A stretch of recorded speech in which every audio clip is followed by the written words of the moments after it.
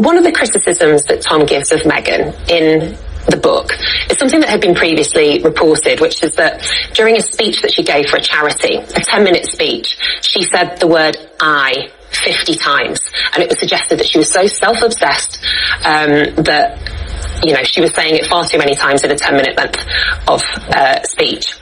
I had my husband watch that interview and count the number of times that Tom Bower said the word I in a 10-minute segment. It was 43 times. So why are we judging Meghan? It just seems like such a bizarre metric to judge somebody by, the number of times they say a particular word. Just come out and say, you don't like the fact that your boy Harry has met somebody that he's fallen in love with and moved on. Bower is quoted as saying, the monarchy depends on actually obliterating the Sussexes from our state of life. Well, there you go. How can you possibly trust the objectivity of a man? So in what is quickly becoming one of the most talked about moments in recent royal commentary, television presenter and outspoken commentator Nicola has publicly dismantled a UK utter bizarre claim against Meghan. The exchange, particularly which has since gone viral, has shown a spotlight not only on Meghan's ongoing struggle with Bower's narrative, but also on the glaring inconsistency in the argument of critics who have built career attempting to discredit her. So the author in question is Tom Bower, whose latest book claims Meghan used the word I nearly 50 times during a 10-minute speech, implying that she's self-interested and overly focused on herself. According to Bower, this evidence of narcissistic tendency painting Meghan as someone more concerned with personal image than with substance or impact. What he failed to anticipate, however, was that his analysis will publicly challenge and throughout dismantled by Nicola Thorp, because Nicola, who has never shied away from speaking truth to power, addressed Bower's claim with both humor and sharp insight. Counting the word I in a speech and calling it self-interest is ridiculous, she remarked. Leaders speak in the first person when they are sharing their experience and their vision and their intention. It doesn't make someone selfish, it makes them human. And this is exactly the kind of biased narrative Meghan faces constantly. And it's disappointing that someone like Tom Bower would reduce her speech to such a superficial claim. The reaction to Tom's comment was immediate, because social media users flooded in to support her, pointing out that Bower's interpretation ignores context, tone, and the purpose of Meghan's speech, which focus on advocacy, empowerment, and charitable work. You know, critics of the book quickly highlighted the absurdity of measuring character by frequency of pronoun, framing it as an example of how Meghan's detractors frequently resonate to flimsy, performative, and critics. So what makes the situation particularly compelling was how quickly Thorp's intervention flipped the narrative.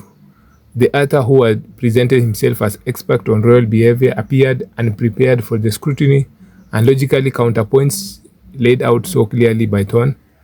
Within hours, #defending Meghan began trending, a testament to how quickly public sentiment can shift when misinformation is challenged directly.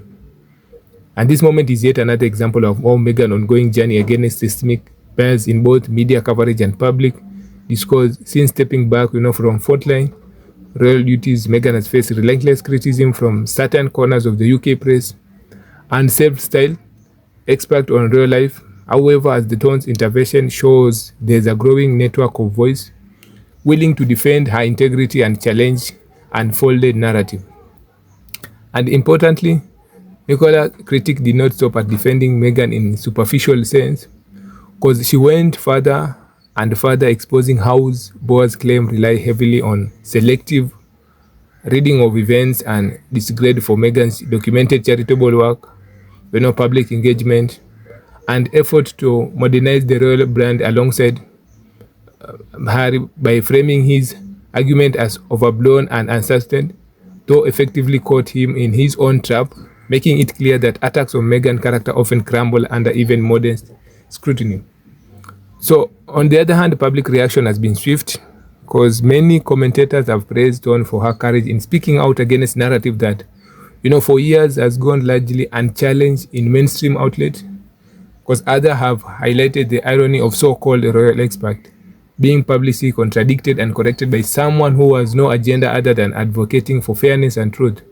Because it's a moment that underscores a broader shift. Audience are increasingly rejecting one side reporting and craving honest, balance, and perspective. So for Meghan, this episode is emblematic of broader trend of vindication. While critics remain vocal, the tide of public support is undeniable. And maybe social media reactions suggest that the more Meghan is unfairly targeted, the more her supporters rally around her, amplifying her voice and countering harmful narrative. And this dynamic is stark contrast to the era when royal commentary has dominated almost exclusively by UK-based traditional outlets with vested interest in preserving the status quo. And the broader implication of this clash extend beyond Meghan herself, because Nicola's Thorp's intervention highlight the importance of critical thinking, accountability, and refusal to accept claim at face value. In a media landscape often saturated with option, as a fact, moments like this remind the public that questioning authority, challenging misinformation, and defending integrity are not just necessary, they are empowering. And Bower's bizarre claim about Meghan's speech has not only failed to gain traction but has backfired spectacularly, reinforcing Meghan's position as a resilient figure in modern royal discourse. Meanwhile, Nicola has emerged as a clear example of how speaking truth to power can dismantle fluid narrative and shift the conversation. Because once again, Meghan stands vindicated not because she seeks the spotlight, but because the fact, when carefully examined, consistently support her story over that of her detractors. As this story continues to circulate, one thing is clear. Meghan is no longer merely a subject of commentary. She's a figure who inspires debate, loyalty, critical examination of interest, bias, and in this latest episode, Nicola has reminded the world that reason, evidence, and integrity will outlast sensationalism claims. So, as we end up, Meghan's journey is a testament to the power of resilience, authenticity, and vision. Because every challenge she faces, from unfair criticism to misleading narrative, only strengthen her ability to lead with compassion and purpose. She has shown the world that true influence is measured not by approval or praise, but by the positive change one inspires. With unwearying grace, Meghan continues to redefine what it means to be a modern leader, proving that integrity, courage, and empathy will always outshine baseless attack. Thank you guys. Don't forget to subscribe, comment, like, and share.